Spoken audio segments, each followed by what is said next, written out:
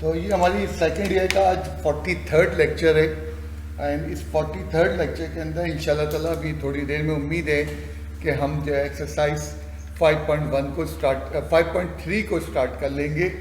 तो आज मेरा टारगेट एक्सरसाइज 5.3 में जाने का है, लेकिन उससे पहले एक दो चीज़ें मैं तुम्हारे साथ शेयर करना चाह रहा हूँ। चैप्टर 4 की छोटी सी चीज़ है। चैप्टर 4 की कल हमने बात किया था कि जनाब लॉग ऑफ एक्स का डेरिवेटिव क्या आता है। कल हमने लॉग ऑफ एक्स का डेरिवेटिव जब लिखा तो लॉग ऑफ एक्स का डेरिवेटिव का ये फॉर्मूला भी लिखा गया कि जी लॉग ऑफ एक्स का डेरिवेटिव हमारे पास ये आता है log of A x into log of A E into 1/x। Log of A x का डेरिवेटिव जनरल लॉग का डेरिवेटिव बुक में दो दिए हुए, दोनों फॉर्मूले दिए हुए हैं। इत्तेफाक से चैप्टर 4 में ये फॉर्मूले दिए हैं, चैप्टर 4 में ये फॉर्मूले दिए हैं, लेकिन इस्तेमाल उसने चैप्टर 5 में कल वाले टॉपिक में एक्सरसाइज 5.2 में किया है।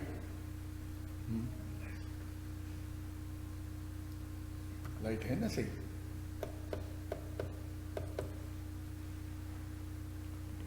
ठीक है, तो इत्तेफाक से ये फॉर्मूले उसने कहाँ पे इस्तेमाल किए हैं, वो ये फॉर्मूले उसने जाके इस्तेमाल किए।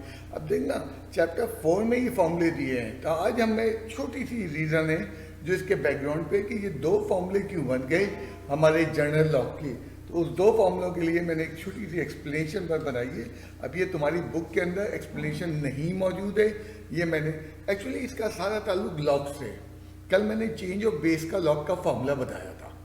चेंज ऑफ बेस का फॉर्मूला मैं बार बार कर रहा हूँ, मैट्रिक क्लास के अंदर log of change of base का फॉर्मूला है। अगर मैं यहाँ पे इसको लॉग ऑफ ए को चेंज कर दूँ लॉग ऑफ ई में, तो वो चेंज ऑफ बेस का फॉर्मूला ये जो श्रिंक होकर यहाँ पहुँच जाएगा। अभी तक याद करो मैंने कोई डेरिवेटिव नहीं लिया है, मैंने डेरिवेटिव नहीं लिया। अब राइट हैंड साइड पे डेरिवेटिव नहीं, ये जनरल लॉग है एंड इसका derivative 1/ln of a constant है। ln x का डेरिवेटिव 1/x होता है।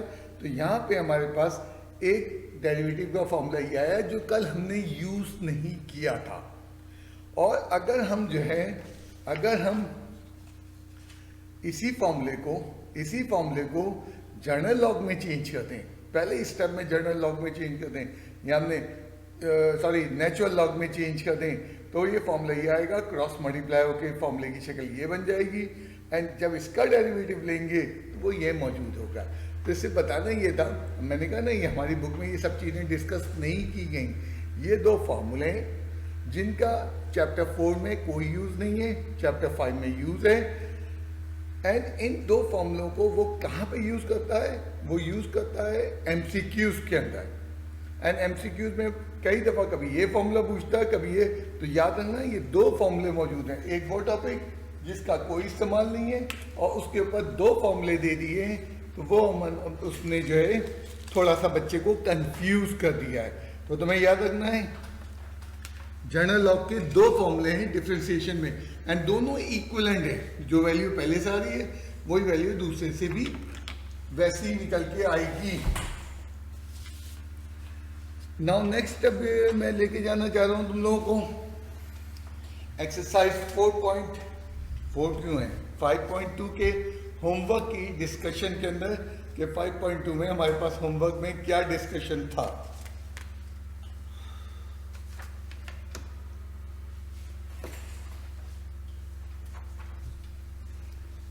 ये सवाल तुम्हें होमवर्क में दिया हुआ था, उसमें उसने कहा था कि spherical balloon has a radius r unit, show that the percentage change increase in volume is 0.3 units if the radius changes। तो यहाँ पे रेडियस जो है वो आपका डोमेन है, इनपुट है, और वो कह रहा है अगर रेडियस में 0.3% चेंज आएगा, 0.1% आएगा, तो हमारे जो वॉल्यूम में 0.3% चेंज आएगा।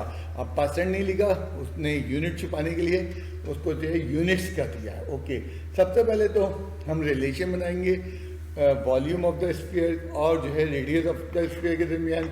वो फार्मूला है जिसको तुम लोगों ने लास्ट टाइम फिजिक्स के प्रैक्टिकल्स में भी यूज़ किया था। तो ये वॉल्यूम ऑफ द स्फीयर का फार्मूला है जिसमें r रेडियस है यानी डोमेन है, with respect to r differentiate कर दिया जाएगा।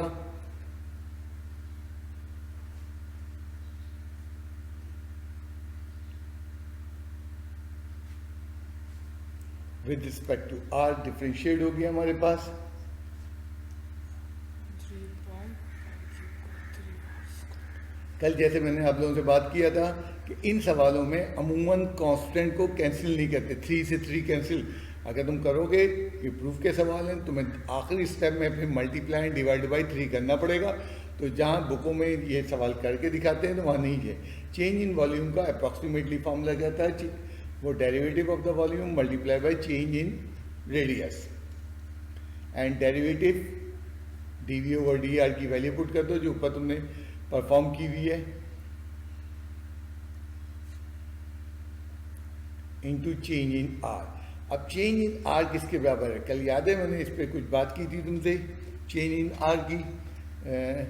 as change in R equals to 0.1% of R। अब ये किस तरह निकलेगा वो नहीं देखिए। अब याद है तुम्हें ये कल साइड में करके वर्किंग दिखाई थी कि अगर रेडियस, और ये इसकी पूरी डिटेल दे दो साइड में, और हाँ डिटेल याद दिला रहा हूँ कल वाली, कि अगर परसेंटेज है, if radius is equals to 100, जब भी हम बात करते हैं परसेंट की तो understood 100, then the change will B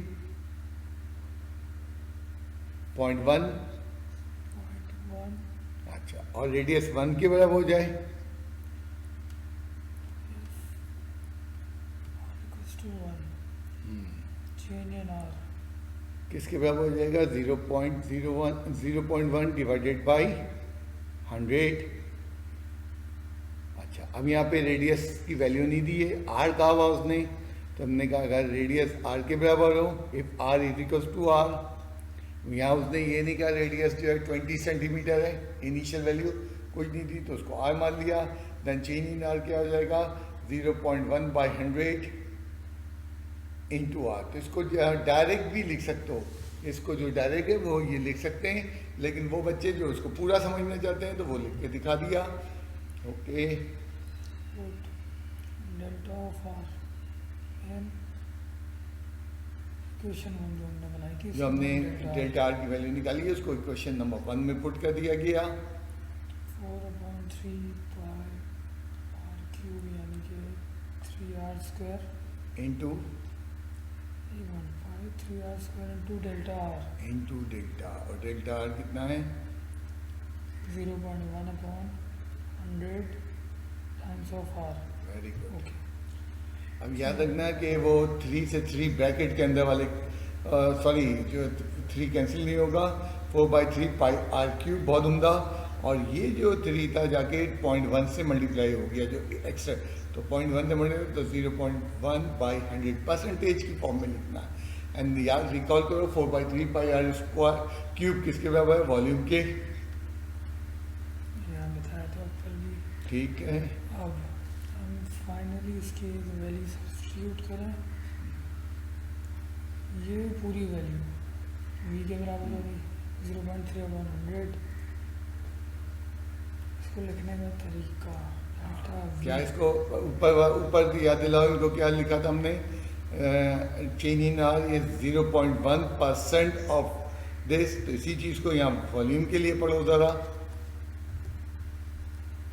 0.3/100 0. Of volume, of मतलब वॉल्यूम यानी 0.3% ऑफ v।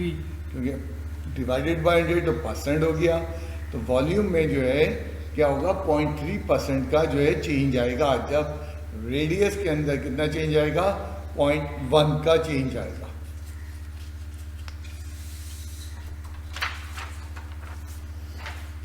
नेक्स्ट हमारे पास क्या करने जा रहे हैं? नेक्स्ट हमारे पास जो है एक सवाल और है मौजूदा एक्सरसाइज 5.2 का। का दूसरा क्वेश्चन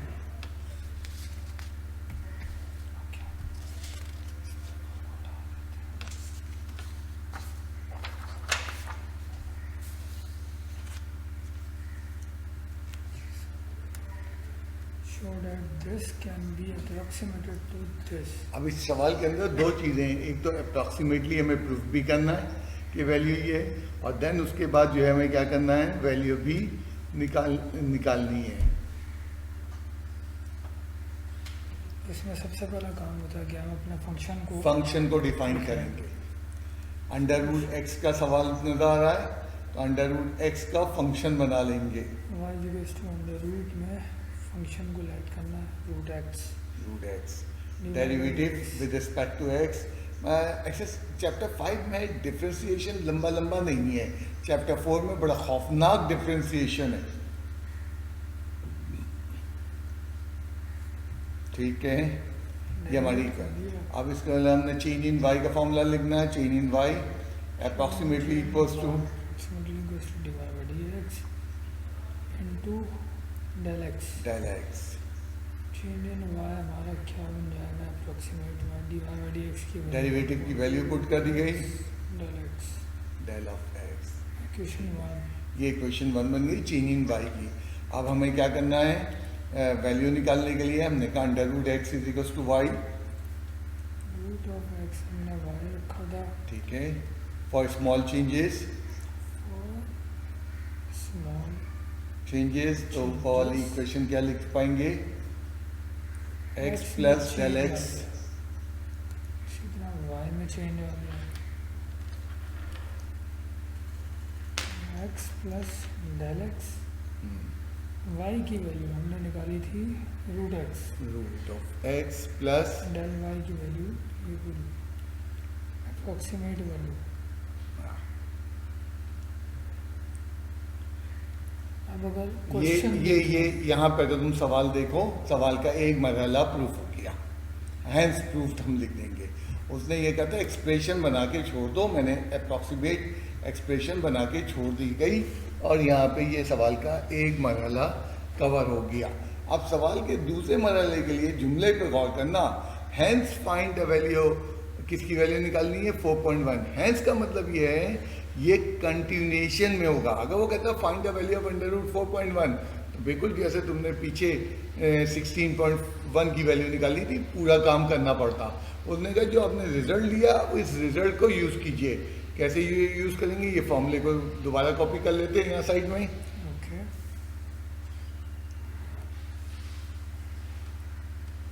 रूट ऑफ अब सवाल का दूसरा मरहला शुरू हुआ है।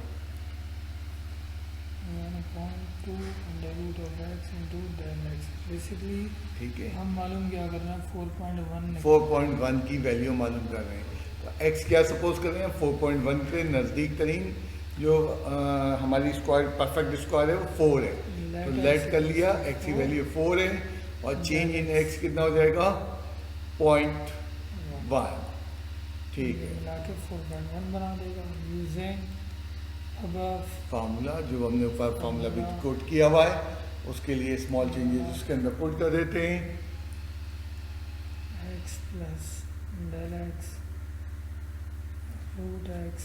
अच्छा यहाँ अप्रॉक्सीमेट था, इस फॉर्मूले पे भी अप्रॉक्सीमेट था, यहाँ तो हमने क्यों लिखा। अच्छा मैं फर्स्ट पता नहीं क्यों समझ गया उसको, चलो सही approximate okay. Root x plus 1/2 root x into del x और हम तय कर चुके हैं एक्स की वैल्यू जो है 4 ले ली है, चेंज इन एक्स जो है 0.1 है। यहाँ से डॉट लगा देता हूँ अब मैं, ये खुद करते चले आओ, ये वैल्यू अप्रॉक्सीमेट वैल्यू निकल के आ जाएगी बड़े आराम से। तो ये नहीं करना दोबारा से निकालना है, उसके जुमले पे गौर करो। हैंस फाइंड यानी कि इसी चीज़ को कंटिन्यूएशन में करते जाएंगे। नेक्स्ट सवाल हमारा जो है वो एक्सरसाइज 5.3 से रिलेटेड है। तो हमारी नेक्स्ट एक्सरसाइज में टॉपिक क्या है, ज़रा साम थ्योरी, फार्मूला कोई नहीं है, ज़रा सी थ्योरी बोल दें।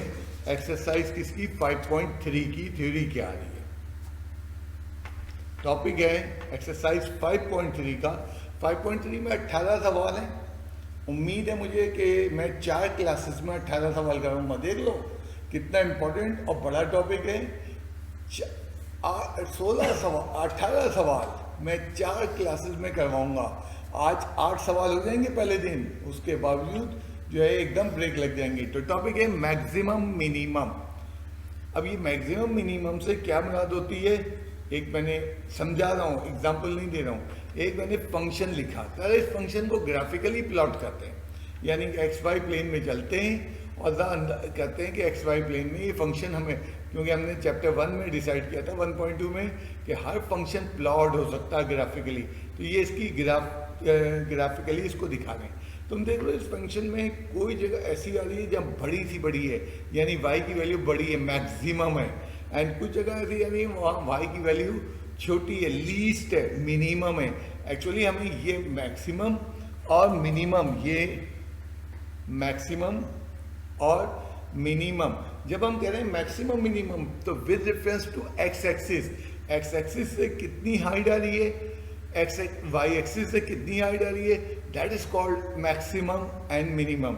ना दिखा दो मैक्सिमम कहाँ होगा, मिनिमम कहाँ होगा, ये मैं वैल्यू निकालनी है हमें y की वैल्यू, मिनिमम कहाँ होगा, मिनिमम। तो हर फंक्शन जो जब ग्राफिकली प्लॉट होता है तो वो मैक्सिमम एंड मिनिमम निकालता है। अब मैक्सिमम मिनिमम निकालने का एक तरीका तो मैंने आपको बता दिया, क्या करो उसका ग्राफ बना लो। ग्राफ बनाना इतना आसान चीज़ नहीं है, बाद ग्राफ बहुत टफ होते हैं, तो मैक्सिमम मिनिमम जो है बहुत लंबा चलाएगा। तो दूसरा मेथड है हमारा कैलकुलस की मदद से। अब हम application one of the use of derivative दिखा रहे हैं तो वो मैक्सिमम एंड मिनिमम आ सकता है। तो अब इसके स्टेप बताने जा रहा हूँ, मैं सवाल नहीं सॉल्व करने जा रहा हूँ। क्या किया, फंक्शन तुम्हें दिया हुआ था, पहले स्टेप में तुमने डिफरेंशिएट कर दिया विद रिस्पेक्ट टू एक्स, ठीक है, और डेरिवेटिव लेने के बाद तुमने सेकंड स्टेप में क्या किया, उस डेरिवेटिव को 0 के बराबर इक्वेट कर दिया। क्यों का जवाब दे रहा हूँ, और वहाँ पे तुम्हारी एक इक्वेशन बन गई होगी इस टाइप की।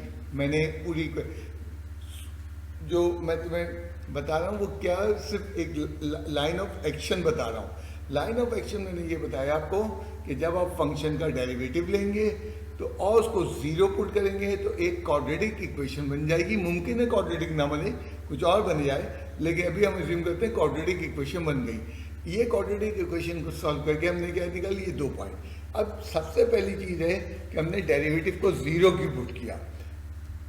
ज़रा फिगर में चलो और मैक्सिमम पॉइंट दिखाओ कहाँ है, ये मैक्सिमम पॉइंट है। इस मैक्सिमम पॉइंट पे अगर तुम टेंजेंट ड्रॉ करो तो वो कैसा होगा, मैक्सिमम पॉइंट पे tangent is parallel to x axis and a line is parallel to x axis, if a line is parallel यहाँ लिखो स्लोप 0 है। अब ये इस वक्त हम चैप्टर नंबर 5 की पहली एक्सरसाइज कर रहे हैं और जो है चैप्टर नंबर 2 और 3 भी काम आ रहा है। इफ ए लाइन, अच्छा सीधा मिनिमम पॉइंट पे जरा दिखाओ इसका टेंजेंट कहाँ होगा, हाँ मिनिमम पॉइंट पे टेंजेंट यहाँ पे आया होगा। तो ये यहाँ पे मिनिमम पॉइंट पे जो है दोनों टेंजेंट चाहे मैक्सिमम पे हो मिनिमम पे क्या हो रहे हैं, पैरेलल टू एक्स एक्सिस है and a line is parallel to x axis, उसका क्या होगा, जो है डेरिवेटिव 0 होगा। तो ये हमने स्टेप 2 में जो 0 लिया ऊपर, ये वजह होती है। तो हमेशा ये स्टेप होगा, डेरिवेटिव को 0 पुट करेंगे ताकि हम टर्निंग पॉइंट को पिक कर सकें। अब टर्निंग पॉइंट क्या है मेरे, ए एंड बी, यानी कि तुमने उसको इक्वेशन को सॉल्व किया ए एंड बी। ज़रा फिगर में ए एंड बी दिखाओ कहाँ पे होंगे, एक्स की वैल्यू है, नीचे लिखो ए स्मॉल बी। तो ये टर्निंग पॉइंट्स हैं। टर्निंग पॉइंट का मतलब ये है कि या तो बड़े से छोटा हो रहा है या छोटे से बड़ा हो रहा है, अभी मैं नहीं मालूम। तो पहला था डेरिवेटिव लेना, दूसरा स्टेप था डेरिवेटिव को 0 पुट करना और 0 पुट करके इक्वेशन सॉल्व कर लेनी। अब वो इक्वेशन जब सॉल्व करके आ रहे हैं तो हमें x की वैल्यू शायद 1 मिले, शायद x की वैल्यू 50 मिले। वो हमारी एक इक्वेशन के पॉइंट्स आ गए कि यहाँ डेरिवेटिव 0 होगा। अब तीसरे स्टेप में क्या करेंगे, हम सेकंड डेरिवेटिव लेंगे।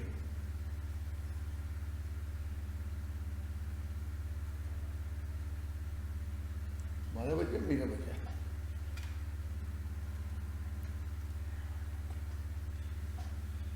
Double dash of x, second derivative हमने निकाला, सेकंड डेरिवेटिव हमने निकाल लिया। फर्स्ट कीजिए कि वो एक फंक्शन ये, अब देखो बात ये है, मैं सवाल में नहीं जा रहा हूँ, सवाल तो अभी मैं करूँगा। लेट सपोज तुमने सेकंड डेरिवेटिव निकाला, एक्स की फॉर्म में ये निकल के आ गया। अब मुझे ये चेक करना है कि वो जो मेरे 2 पॉइंट आए हैं जिनका नाम मैंने ए और बी रखा हुआ है, किस पे बड़ी वैल्यू आएगी, किस पे छोटी वैल्यू, तो सेकंड डेरिवेटिव में पुट कर देते हैं, 1 बाय 1 पुट करेंगे। पहले मैंने एक्स की वैल्यू ए पुट कर दी और लेट सपोज सिंप्लीफाई करके इसका जवाब आ गया माइनस, जवाब हमारा ये आ गया। तो सेकंड डेरिवेटिव में जो पॉइंट स्टेशनरी पॉइंट आए थे स्टेप 2 के, वो पुट किए। पहला पॉइंट मैंने ए पुट किया तो मेरे पास आ गया जवाब नेगेटिव आ गया।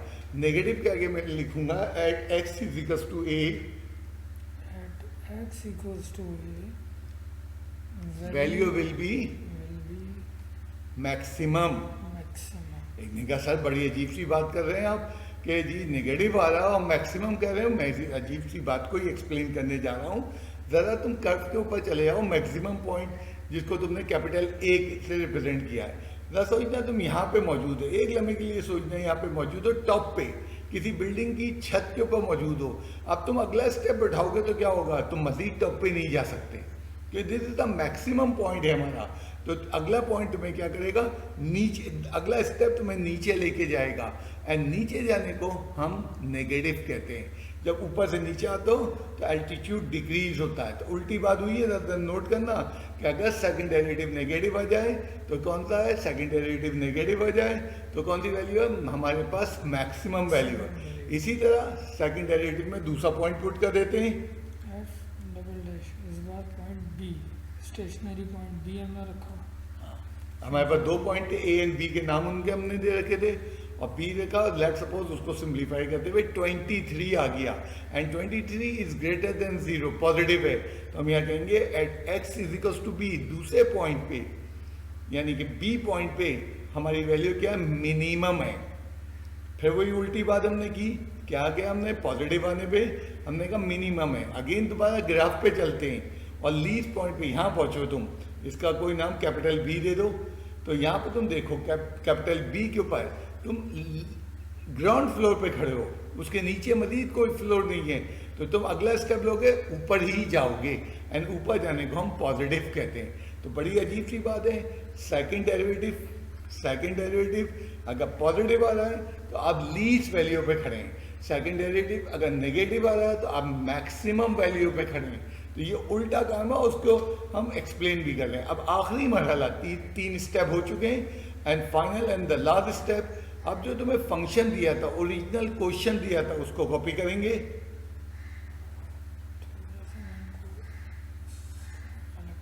Step number 4, value of y या फंक्शन एट ए। अब जो हमें फंक्शन दिया है उसमें जाके जो है एक्स की वैल्यू ए पुट कर दी जाएगी, कॉल्ड मैक्सिमम एंड मिनिमम, और अगर बी पुट करोगे तो मिनिमम वैल्यू आ जाएगी। यानी 2 काम करने होंगे एंड पे, हमें एंड पे जाके जो हमने डिसाइड कर लिया है कि मैक्सिमम किस पे है, तो ओरिजिनल फंक्शन में पुट कर दो तो मैक्सिमम वैल्यू आ जाएगी। देन उसी ओरिजिनल फंक्शन में बी पुट कर दो तो हमें मिनिमम वैल्यू ऑब्टेन कर लेंगे। अब ये मैंने छोटा सा लाइन ऑफ एक्शन आपको बताया है कि इस लाइन ऑफ एक्शन के तहत सवाल सॉल्व होंगे। तो यहाँ कोई फार्मूला नहीं है, जस्ट आपकी थ्योरी है, वो थ्योरी मैंने लिख दी है। तो नेक्स्ट क्वेश्चन को ले आते हैं और उस थ्योरी को अप्लाई करते हुए देखते हैं कि क्या करता है ये हमारे पास। मैं अपना बना के क्वेश्चन ला रहा हूँ, कोशिश करूंगा बुक के क्वेश्चंस को ना करूं। हाँ बस सही है। फंक्शन लिख लेते हैं जल्दी से। F of x 1/3 x cube minus 2x square plus 3 of x plus 1। अब एक मेरे पास ये फंक्शन दिया हुआ था एक्स का, इसके मैक्सिमम और मिनिमम वैल्यू निकालना है। बड़ा आसान सा काम है। आप इस फंक्शन का डिफ्रेंशिएट कर दें, बहुत सादा सा फंक्शन है, बड़ी जल्दी से इसका डेरिवेटिव निकल आएगा। ये पहला मरहला चल रहा है मैक्सिमम मिनिमम के लिए। अब मैं यहाँ स्टेप 1 स्टेप 2 नहीं लिखूंगा।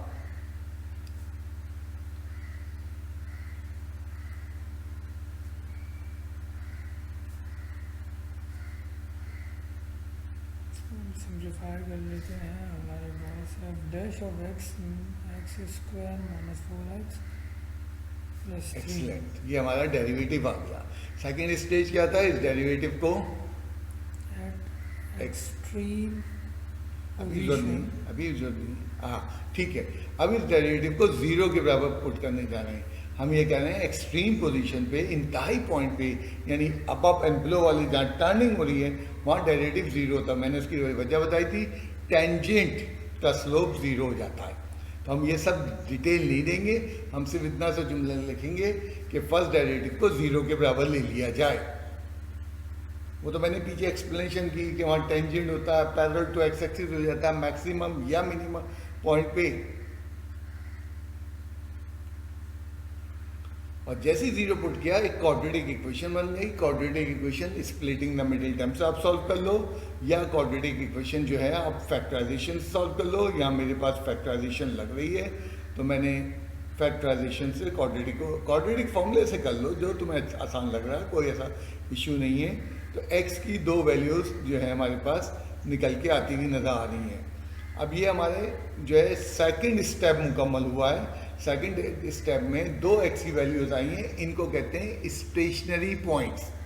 इनको क्या कहते हैं? Stationary point. स्टेशनरी पॉइंट, यहाँ पे स्टेशन है, किसके स्टेशन है? मैक्सिमम या मिनिमम का। अभी ये नहीं पता चला कि मैक्सिमम मिनिमम है। शायद तुम में से कुछ लोग सोच रहे हैं कि 3 बड़ा है तो मैक्सिमम वैल्यू 3 पे आएगी, और 1 छोटा है तो मिनिमम वैल्यू 1 पे आएगी। बिल्कुल गलत सोच रहे हैं। अभी इसको चेक करना होगा। मैंने क्या तरीका बताया था इसको चेक करने के लिए कि इसमें कौन बड़ा है कौन छोटा है। उसके लिए हमें सेकंड डेरिवेटिव लेना पड़ेगा।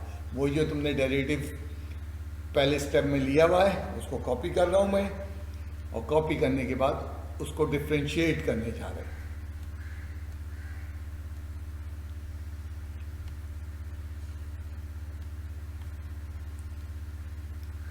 सेकंड डेरिवेटिव आराम से सिंप्लीफाई किया, सेकंड डेरिवेटिव आगे निकल के। अब इस सेकंड डेरिवेटिव में हमें x की वैल्यू पुट करनी है। दो वैल्यूज थी, x की 3 थी और 1। पहले 1 पुट कर लेते हैं, दोनों चेक करनी है। x इक्वल्स टू 1, ठीक है। अब हम पहले वर्किंग करते हैं। डबल डैश ऑफ 1 मैं रखूँ, जब हमने सेकंड डेरिवेटिव में x को 1 से रिप्लेस कर दिया। Very good. 2 आ रहा है। हाँ, तो यहाँ पे हम माइनस आ रहा है, इज लेस देन 0, तो हमने लिखना at x is equals to 1, at x equals to 1 maximum value. वही उल्टी बात कि सेकंड डेरिवेटिव नेगेटिव आ रहा है, मैक्सिमम वैल्यू आ रही होगी। हाँ, बीच में छोड़ के आगे कर लेना यहाँ पे। हाँ, अब हमें अभी ख़त्म नहीं हुआ। शायद तुम सोच रहे हो कि जब तय हो गया 1 पे कि मैक्सिमम वैल्यू आ रही है तो हम जो है फिर जो है वो 3 पे क्यों चेक करें? नहीं, चेक तो हमें लाजमी करना है। x equals to 3। हाँ, अब हमें यहाँ चेकिंग करनी है तो f double dash of x, पहले मैं सेकंड डेरिवेटिव दिखा दूँ तुमको। सेकंड डेरिवेटिव ये आया था हमारे पास, और उसमें x की वैल्यू हमने क्या पुट कर दी? शाबाश, 3 पुट कर दी है। एंड सेकंड डेरिवेटिव सॉल्व होके क्या आ गया? 6 माइनस 4 प्लस 2 ग्रेटर 0। अब देखो सेकंड डेरिवेटिव 2 आया कि 2 लैग आया? वी आर नॉट पॉजिटिव आया कि नेगेटिव आया? सेकंड डेरिवेटिव पॉजिटिव आया। एंड पॉजिटिव कब आता है? जब हम ऊपर की तरफ मूव कर रहे होते हैं, सेकंड चेंज हमारी पॉजिटिव होती है। तो at x is equals to 3 क्या हुआ? Value will be minimum. अभी तक हमने क्या किया है? ये लोकेट किया है कि इस कर्व में 2 पॉइंट होंगे जो मैक्सिमम और मिनिमम को रिप्रेजेंट कर रहे होंगे। आपकी मैक्सिमम वैल्यू जो है 1 पे आएगी, और मिनिमम वैल्यू इस कर्व के अंदर कब आएगी? जब जो है हमारे पास क्या होगा? x3 होगा। अब आखिरी स्टेज के लिए मैंने आपको बताया था, जो ओरिजिनल फंक्शन दिया है उसमें दोनों वैल्यू 1 और 3 1 by 1 पुट करेंगे और हमें y निकालना होगा, जो कि स्टेप नंबर 4 था, अगर ये लोग याद कर सकें। इसके बाद की स्टेपिंग अब हम करेंगे। आखिरी स्टेप 4 था तो उसको हम करने जा रहे हैं। अब कुछ भी नहीं करना, कोई डेरिवेटिव नहीं लेना है, फंक्शन को कॉपी करना है। मैक्सिमम वैल्यू चाहे तो हेडिंग लगा लें। अब ओरिजिनल फंक्शन जो आपको सवाल में दिया था बता दूँ, 1/3 of x cube minus 2x² plus 3x plus 1 maximum value. ठीक है, कितने पे आई थी? 1 पे आई होगी। अगर तुम्हें याद है मैक्सिमम वैल्यू 1 पे आई थी, बहुत अच्छे। अब हमने x की जगह 1 पुट कर देना है। और बिल्कुल सादा सा अलजेब्रा है, इसमें कोई डेरिवेटिव इन्वॉल्व नहीं हो रहा।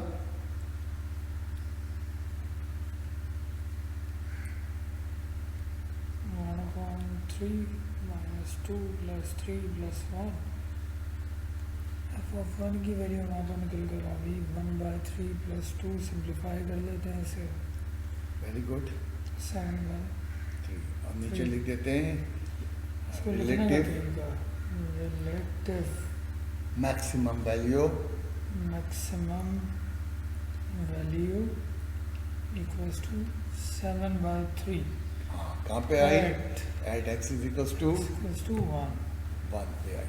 ये भी आधा काम हुआ है। अभी इसी तरह दूसरी अब वैल्यू इसी तरह मिनिमम वैल्यू भी निकालेंगे। ये थी x3 पे, अब हम 3 रख रहे हैं।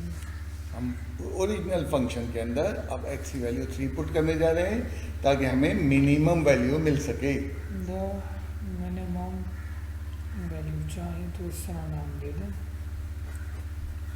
अब ओरिजिनल फंक्शन 1/3 x³ - 2x² + ये ओरिजिनल फंक्शन सवाल में दिया हुआ था, उसको हमने जब पिक किया और x की value at x equals to 3। 3, दूसरी वैल्यू जो थी हमारी, दूसरी वैल्यू जो हमारी मिनिमम आ रही है 3 का क्यूब -2 × 3 का स्क्वायर + 3 × 3 +1। सिंप्लीफाई कर लेते हैं इसको। 9 - 18 + 9 + 1 -18 + 18 तो 1 बचेगा। इसको लिखने का तरीका, रिलेटिव मिनिमम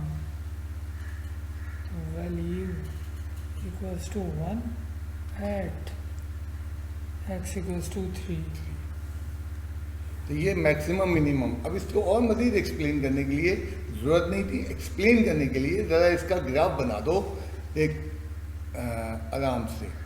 ग्राफ की ज़रूरत नहीं थी, ग्राफ सिर्फ हम इसलिए बना रहे हैं तो मैं मज़ीद एक्सप्लेन कर सकें, क्योंकि मैं पहले भी कह चुका हूँ तमाम फंक्शन जो है ग्राफिकली लुक दे रहे होंगे। इस फंक्शन को अगर तुम ग्राफिकली पुट करो तो ये है, इसका ऊपर लिख देना पॉइंट A मैक्सिमम पे कैपिटल A, और इसी तरह मिनिमम पे कैपिटल B लिख देना। वेरी गुड, ये मैक्सिमम मिनिमम वैल्यू है। अब ज़रा मैं A पे दिखाना चाहूँगा कि हमारे पास x क्या था। A पे जो x जो है वो 1 था, वेरी गुड, और इसको स्टेशनरी पॉइंट का था। और B पे जो है हमारे पास x क्या था, वो 3 था। अब ज़रा इसकी y की वैल्यू या मैक्सिमम वैल्यू 1 पे दिखाओ कितनी है। अब ये देखो, ये पीछे सवाल सॉल्व हुआ। एट 3 पे देखो, 7/3 3 पे देखते हैं 1। तो ये मैक्सिमम मिनिमम वैल्यू निकाली है। एंड इसको मैं इस तरह भी एक्सप्लेन करता हूँ। ज़रा A पे जाओ, कैपिटल A पे, और पॉइंट लिखो। क्या कॉमन है? 1,7/3। ये ज़रा इसको समझो। 1,3 यानी x की वैल्यू 1 थी और y की वैल्यू ये, तो ये कोऑर्डिनेट सिस्टम में लिखा। इसी तरह मिनिमम पे लिखोगे तो क्या होगा? x कितना है? 3, 3, y कितना है? 1, 3, 1। अब यहाँ पे एक चीज़ और ऐड कर दें। ये लफ्ज़ मैंने इस्तेमाल किया relative maximum, relative minimum. Relative की टर्म तुम्हें खुद समझ में आ रही है ग्राफ के ज़रिए। पॉइंट A तमाम पॉइंट से जो उस ग्राफ में मौजूद हैं रिलेटिवली हाई है। पॉइंट B इस ग्राफ के अंदर रिलेटिवली लो है, तो इसलिए रिलेटिव मैक्सिमम और रिलेटिव मिनिमम का नाम दिया गया। अब देखना रिलेटिव की टर्म क्या होती है। यार मेरे टेस्ट में इतने अच्छे नंबर कभी ज़िंदगी में नहीं आए। इसका मतलब ज़िंदगी में अच्छे नंबर आए, लेकिन ये रिलेटिवली उनके मुकाबले में ये ज़्यादा हाई है। यार मेरे टेस्ट में इतने ख़राब नंबर कभी नहीं आए, तो इसका मतलब ख़राब आए थे लेकिन ये सबसे वर्स्ट हैं। तो रिलेटिव माने एक दूसरे के रिस्पेक्ट के। ये मिनिमम इस ग्राफ के अंदर पॉइंट, सिर्फ इस ग्राफ के अंदर ये वो जो कर्व चल रहा है वहाँ पे होंगे, बाकी पॉइंट ग्राफ का हिस्सा नहीं है। तो रिलेटिव मैक्सिमम मिनिमम का टॉपिक है। अब मैं अगला सवाल जो चूज़ करने जा रहा हूँ वह एक ऐसा मैं फंक्शन लेने जा रहा हूँ जिसका तुम्हें ग्राफ पहले से आता है, तुम्हें मालूम है उसकी मैक्सिमम और मिनिमम वैल्यू क्या होगी। देखो अगला सवाल वो बनाता हूँ।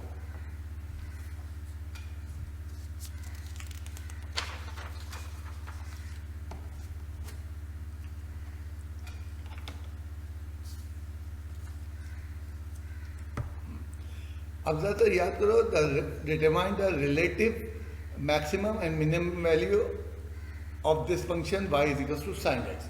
यहाँ साइन एक्स का ज़रा ग्राफ ये रिकॉल करो, फर्स्ट ईयर में तुमने 11वें चैप्टर में टिग्नोमेट्री के जो है ग्राफ बनाया था, ज़रा याद करो ये कैसा कर्व आया था। ये मैं 0 से लेके 360 के अंदर बना रहा हूँ कर्व, 0 से लेके 360 तक बना रहा हूँ। इसकी मैक्सिमम वैल्यू कितनी आई है, 1 आ रही है, पूरी दिखा दो वर्टिकल लाइन से। ओके, और कब आ रही है, π/2 पे। तुम्हें फर्स्ट ईयर याद आना चाहिए, 90 डिग्री पे इसकी मैक्सिमम वैल्यू आ रही थी एंड इसकी मिनिमम वैल्यू क्या आ रही थी, -1 आ रही थी। कब -1 आ रही थी, कब आ रही थी, जब ये -3π/2 से पास कर रहा था, 3π/2 से पास। अब ये देखो तुम्हें जो मैं इस वक्त मैक्सिमम मिनिमम पूछ रहा हूँ वो ऑलरेडी तुमने फर्स्ट ईयर में करा हुआ है ग्राफ के अंदर। अब यही सवाल को मैं कह रहा हूँ नहीं जी ग्राफ से नहीं करना, इसको थ्रू कैलकुलस करना, हमें कैलकुलस के जरिए करना है, क्योंकि हम कैलकुलस के टॉपिक में, डिफरेंशियल कैलकुलस के टॉपिक में, अब वो तरीका शुरू हो जाओ। स्टेप जो बताए गए थे, फंक्शन लिखो y is equal to sine x और देन उसको डिफ्रेंशिएट कर दो।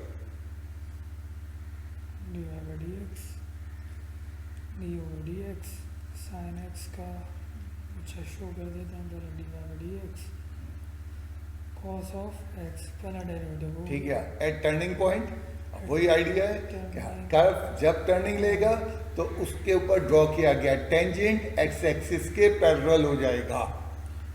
डेरिवेटिव को 0 रखा, डेरिवेटिव 0 रख दिया और ये इक्वेशन बन गई cos x is equal to cos x is equal to 0। ये लिख लो sir, cos x is equal to 0।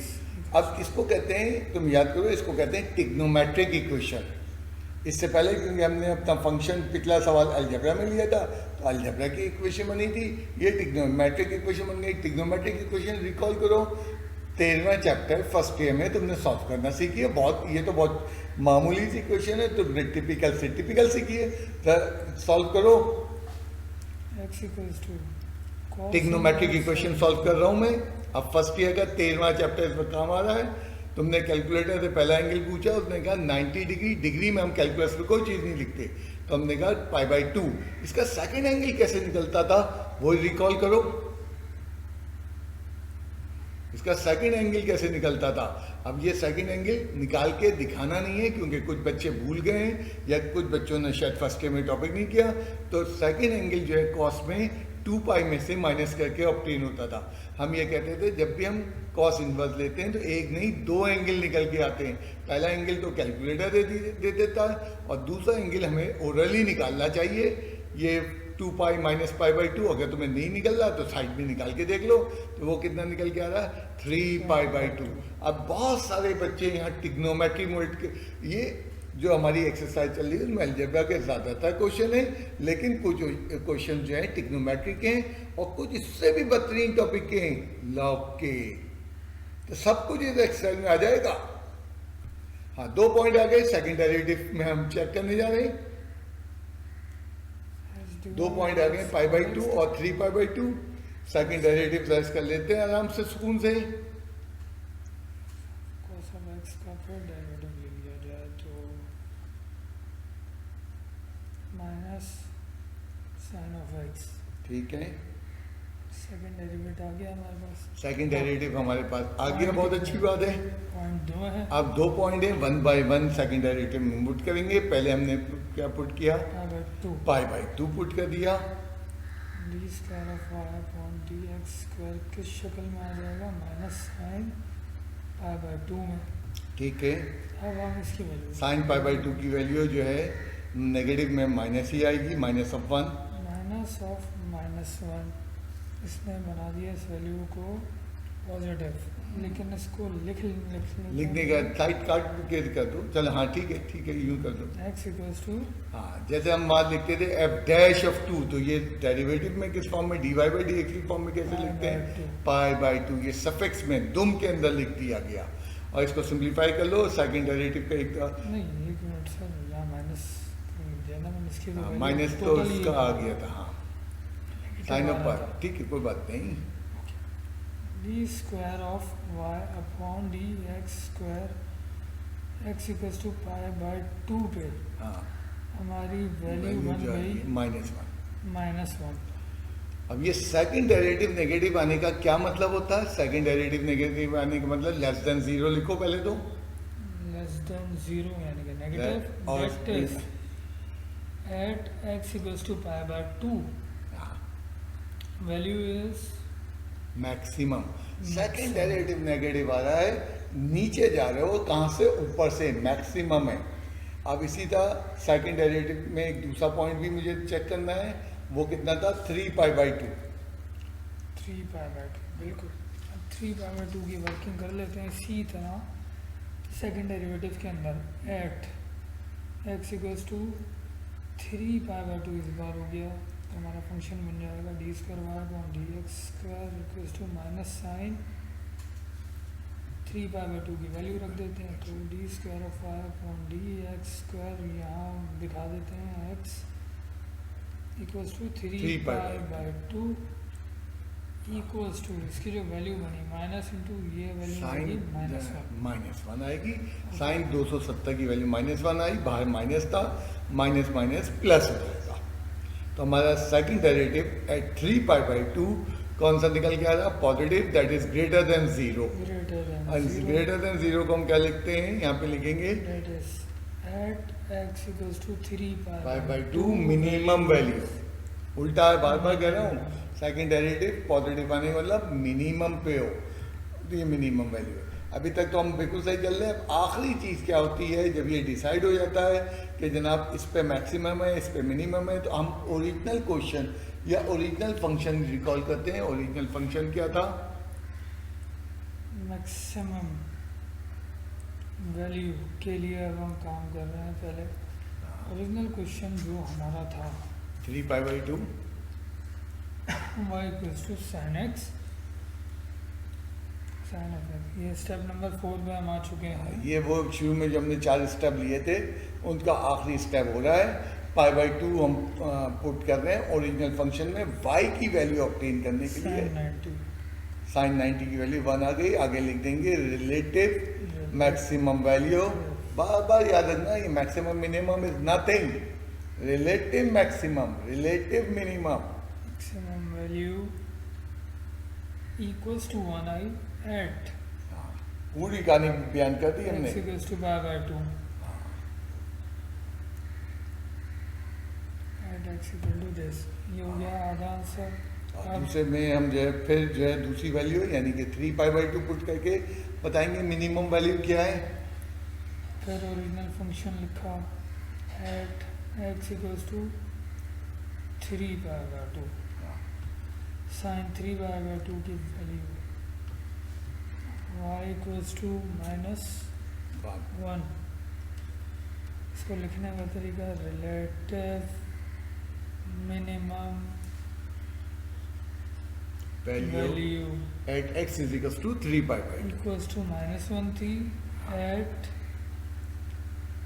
x equals to 3 pi by 2। जरा इस क्वेश्चन और इसका जो है जो फंक्शन था पहले पेज का जो डायग्राम था वो सामने लिया और क्वेश्चन को भी सामने लिया ऊपर साहब। अब साइन एक्स का सवाल जब मेरे सामने आया तो मुझे फर्स्ट ईयर याद आई एंड फर्स्ट ईयर के हवाले से मैंने देखा कि भाई इसमें तो पाई बाई 2 पे मैक्सिमम वैल्यू होती है, 3 पाई बाई 2 पे मिनिमम वैल्यू होती है, मैक्सिमम वैल्यू 1 होती है और मिनिमम वैल्यू जो है वो -1 होती है।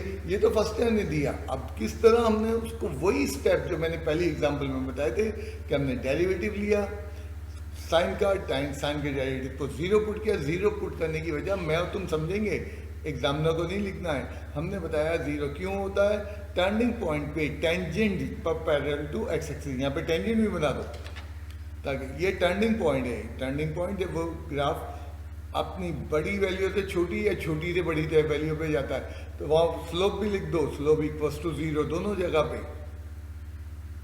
अब ये टर्निंग पॉइंट का आइडिया है, बाकी जगह पूरे इस कर्व पे गौर कर लो, कोई भी तुम टेंजेंट खींचोगे वो कभी 0 नहीं आएगा, सिर्फ इन 2 स्पेशल पॉइंट पे।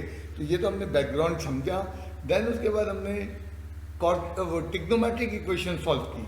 अब ट्रिग्नोमेट्रिक इक्वेशन अगर कोई भूल रहा है तो मैं उसको एडवाइस ये करता हूँ, भाई तुमने जिस तरह पढ़ा, सर शब्दा से फर्स्ट ईयर नहीं पढ़ी, किसी तरह टीचर से पढ़ी, जिस तरह उन्होंने 13वें चैप्टर में 2 एंगल निकालना सिखाए हैं उस तरह कर लो। मैं नहीं कह रहा हूँ मेरा तरीका सही है, इसके कई तरीके हैं, तुम जिस तरह कर लो। मेरा तरीका में तो बड़ा आसान है, कॉस में पहला एंगल तो कैलकुलेटर से मिल जाता है, और जो है दूसरा एंगल कैसे मिलता है, दूसरा एंगल 2 पाई में से माइनस करके होता है। साइन में क्या होता था, साइन में याद करो, साइन में पहला एंगल कैलकुलेटर दे देता है एंड दूसरा एंगल साइन में किससे माइनस करके आता है, पाई में से माइनस करके आता है। टेंजेंट में मैं 13.2 याद दिला रहा हूँ फर्स्ट ईयर, टेंजेंट में सेकंड एंगल नहीं निकलता था और उसका सोल्यूशन जो है वही जो पहले आता था वही रह जाता है। बाकी तुमने मैक्सिमम मिनिमम के पॉइंट अप करते गए और सेकंड डेरिवेटिव लेते गए। एक अगला सवाल ले लेते हैं, यही हमारा लाइन ऑफ एक्शन पे अगला सवाल क्या होगा।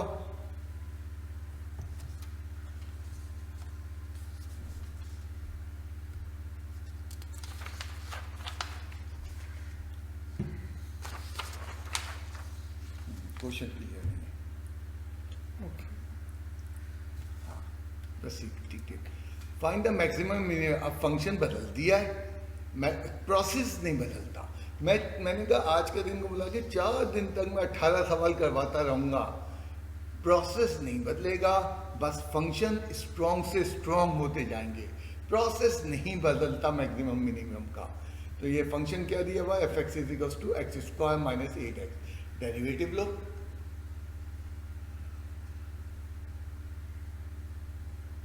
और डेरिवेटिव को 0 पुट कर दो सुकून से। अब वो ट्रिग्नोमेट्रिक इक्वेशन हो, अलजेब्रिक इक्वेशन हो, लॉगरिथमिक इक्वेशन हो, प्रोसीजर नहीं बदलेगा, तरीक़ेकार नहीं बदलेगा। At extreme point derivative equals to 0, बिल्कुल ठीक है। और यहाँ पे हमने जो है 0 इज इक्वल्स टू 2x, और ये इक्वेशन सादा सी इक्वेशन है, लीनियर इक्वेशन बनी है, x की एक ही वैल्यू निकल के आ रही है, इस दफ़ा सवाल के अंदर 4 आ गई। सेकंड डेरिवेटिव लो, सेकंड डेरिवेटिव फट से लो। अब तक हम 2 स्टेप कर चुके हैं, डेरिवेटिव लिया, डेरिवेटिव को 0 पुट किया, x आ गया, सेकंड डेरिवेटिव लेने जा रहे हैं। सेकंड डेरिवेटिव का एक इस्तेमाल है, एक इस्तेमाल तुमने शुरू में 5.1 में देखा था जब वेलोसिटी वगैरह बनाते थे। अब ये second derivative independent of x है, इसको इस तरह भी लिख सकते हैं इंडिपेंडेंट ऑफ एक्स को।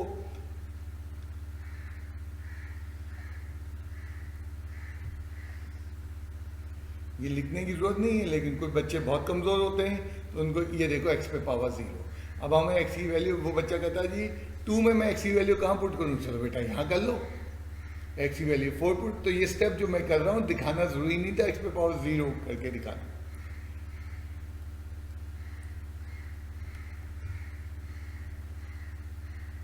यानी अगर तुम ये बीच की 2 लाइनें डिलीट नहीं करना, सॉरी छुपा देना है यार, चलो कोई बात नहीं।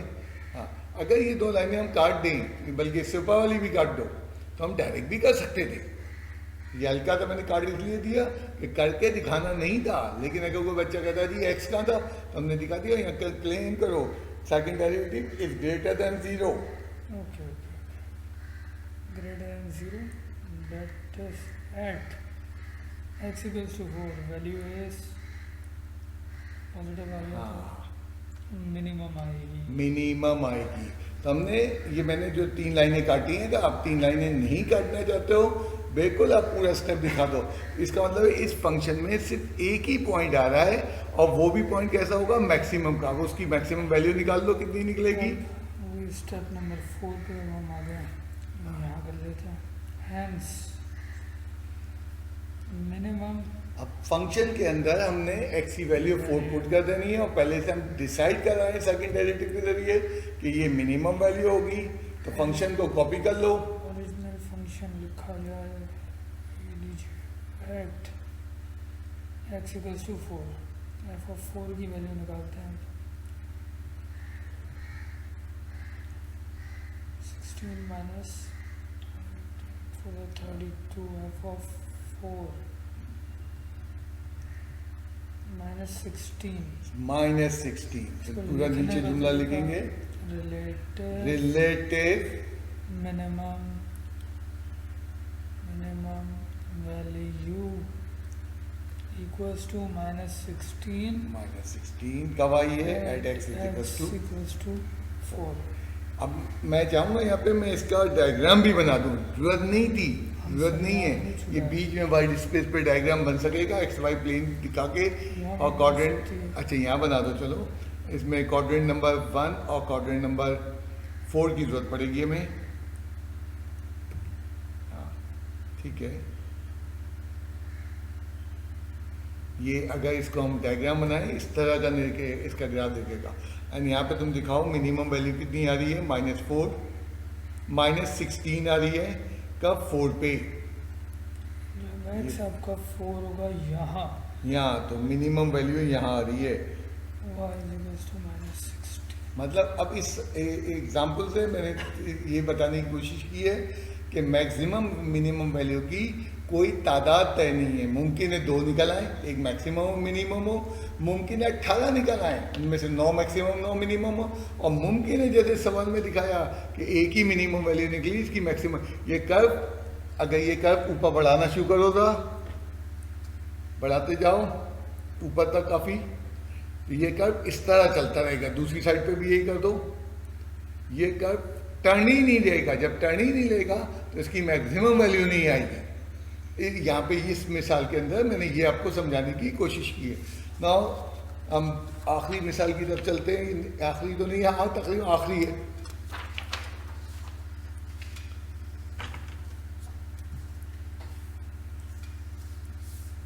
ये बुक का मैंने एक सवाल लिया है, इसके अंदर उसने फंक्शन डिफाइन किया हुआ f, और वो फंक्शन क्या डिफाइन हुआ है, वो फंक्शन डिफाइन हुआ है f(x) का जो है डोमेन रियल वैल्यूज है, रेंज रियल वैल्यूज है, और फंक्शन जो है उसने दिया हुआ है x प्लस टेंजेंट x।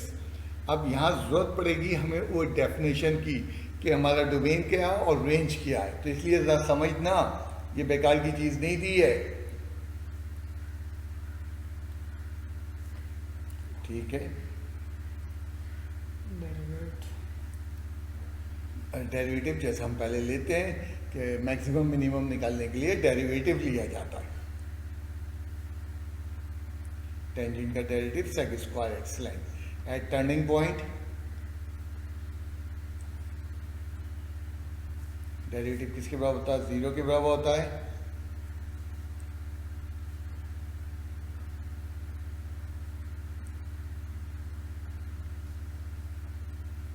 बिल्कुल ठीक, शाबाश।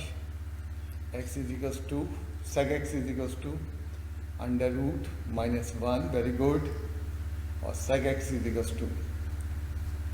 हाँ, अब ज़रा ऊपर वो जो फंक्शन हमने डिफाइन किया था उसके ऊपर रियल वैल्यू पे सर्किल बनाओ,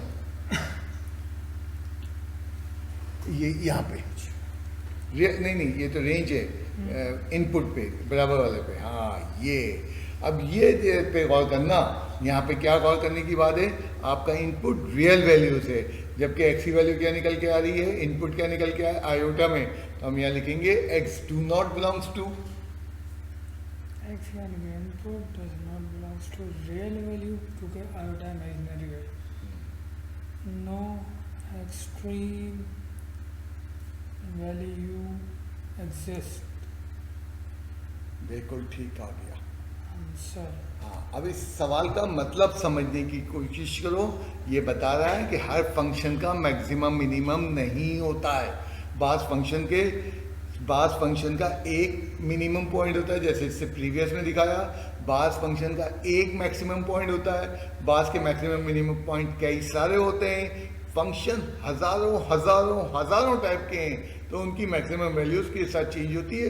बास फंक्शन तो होते हैं, ग्राफ में प्लॉट हो रहे होते हैं, लेकिन उनका मैक्सिमम मिनिमम नहीं होता। एंड इसी चीज़ को मैं थोड़ा सा और समझा दूँ, बात लोग चाहेंगे बिल्कुल। अगला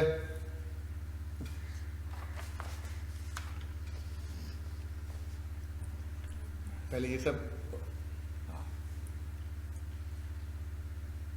कुछ ग्राफ है हमारे पास, ग्राफ के ज़रिए एक्सप्लेन करूँगा, देन उसको अलजेब्रा से भी एक्सप्लेन करूँगा।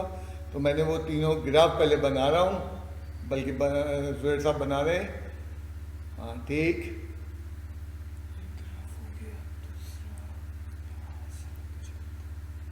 बिल्कुल ठीक।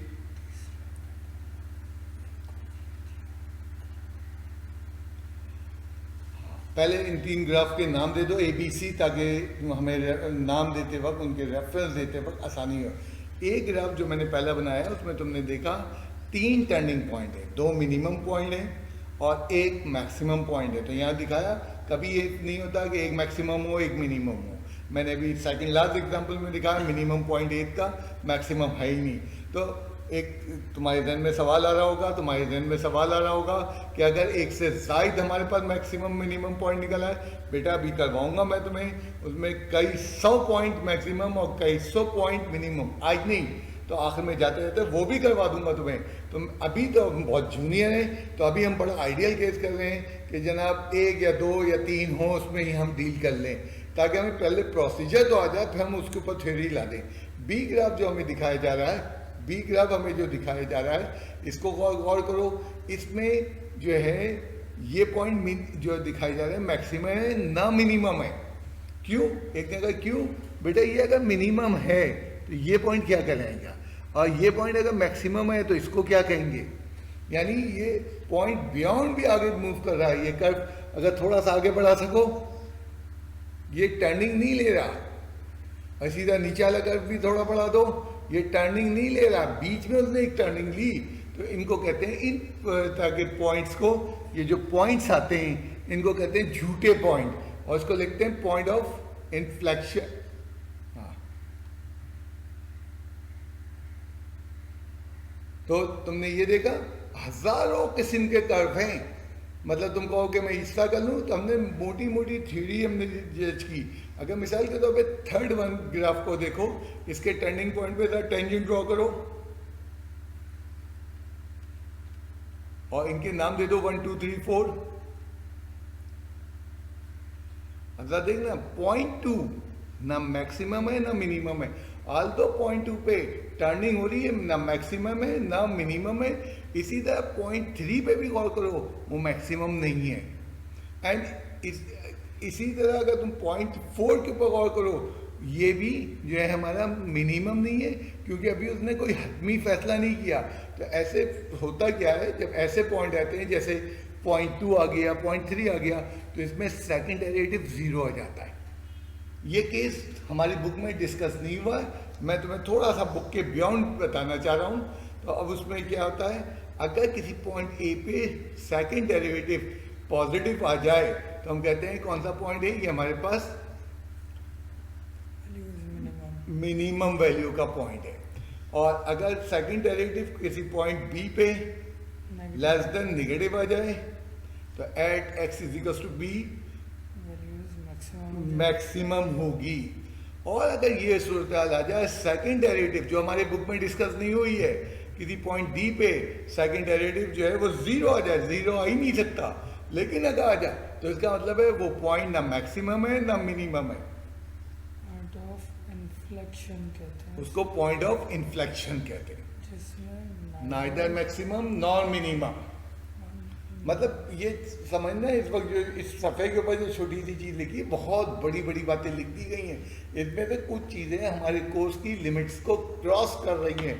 हमारे कोर्स के अंदर वो चीज़ें नहीं आ रही, लेकिन मैंने कोशिश की है वो चीज़ें भी बताऊँ। तो आज पहला दिन था, आज हमारे पास पहला दिन था जिस पे हमने जो है मैक्सिमम मिनिमम डील किया।